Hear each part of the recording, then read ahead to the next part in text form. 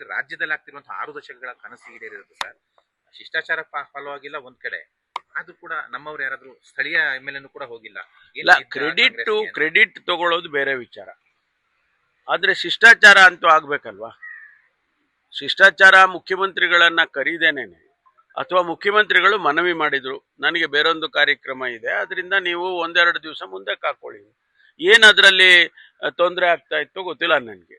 ಮಾನ್ಯ ಗಡ್ಕರಿ ಅವರು ಬಹಳ ಕ್ರಿಯಾಶೀಲ ಸಚಿವರು ಅಂತ ಹೇಳಿ ನಾವೆಲ್ಲ ಕೇಳಿದ್ದೇವೆ. ಬಹಳ ಒಳ್ಳೆ ಕೆಲಸಗಳು ಮಾಡಿದ್ದಾರೆ ಅಂತ ಹೇಳಿ ಕೇಂದ್ರ ಸರ್ಕಾರದಲ್ಲಿ ಅವ್ರ ಇಲಾಖೆಗೆ ಸಂಬಂಧಪಟ್ಟಾಗೆ ಒಳ್ಳೆ ಕೆಲಸ ಮಾಡಿದ್ದಾರೆ ಅಂತ ನಾವೆಲ್ಲ ಕೇಳಿದ್ದೀವಿ. ನಮ್ಮ ರಾಜ್ಯಕ್ಕೂ ಕೂಡ ಅನೇಕ ಯೋಜನೆಗಳನ್ನು ಕೊಟ್ಟಿದ್ದೀವಿ. ಉದಾಹರಣೆ ಮೈಸೂರು ಎಕ್ಸ್ಪ್ರೆಸ್ ವೇ ಕೊಟ್ಟಂತ ಸಂದರ್ಭ, ಇವೆಲ್ಲ ನಾವು ಅಪ್ರಿಷಿಯೇಟ್ ಮಾಡ್ತೀವಿ. ಆದ್ರೆ ಒಂದು ಯೋಜನೆಯನ್ನ ಉದ್ಘಾಟನೆ ಮಾಡೋದಕ್ಕೆ 1-2 ದಿವಸ ಮುಂದಕ್ಕಾಗುವಷ್ಟು ಅರ್ಥ ಮಾಡ್ಕೊಳ್ಳಿಲ್ಲ ಅಂತ ಹೇಳಿದ್ರೆ ನಾವು ಏನು ಹೇಳಕ್ಕಾಗಲ್ಲ.